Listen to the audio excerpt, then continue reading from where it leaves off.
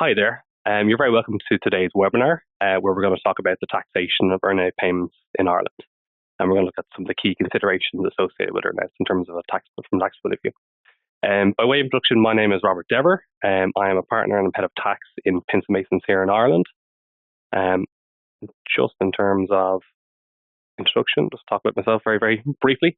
So as mentioned, I'm head of tax and a partner here in Ireland. In terms of my own practice, I primarily advise on M&A. So again, very relevant for today's session. Also likes of reorganizations and restructurings from a corporate point of view, but also other things like the real estate, FDI, companies looking to establish here in Ireland, employment exits, like that. But as I said, very much my bread and butter will be M&A. So I advise on earnouts all the time.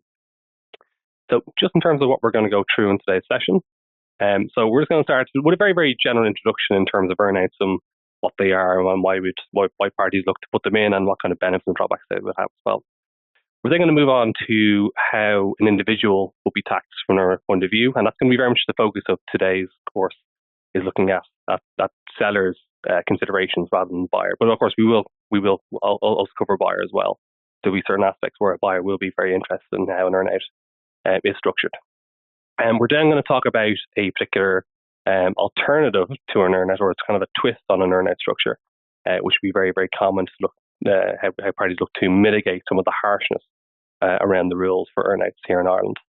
And then we're going to finish off then with just some case studies, just some kind of real world examples of how an earnout can be structured and the implications that it can have for the parties. So I said, just by way of brief introduction in terms of earnout payment. So what exactly is an earnout payment? Well, essentially it's a mechanism for the parties to defer an element of the consideration to a later date, and essentially to tie that consideration to the future performance of the company which is being sold. Now, why do parties look to actually use an earnout payment? Well, often the buyers and sellers can actually not agree on the valuation of the company itself. So that might be a key reason why you would use it. So a good example of that might be where you have a company which might not necessarily have very long trading history, or might have actually traded at all.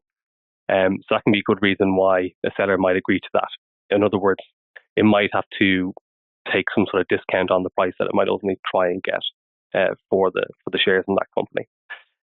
Also, the buyer can often have limited access to funds, and I suppose in terms of practice, we see this more commonly in terms of PE companies and buyers looking to essentially try and reduce the amount of debt finance that they have to actually bring in.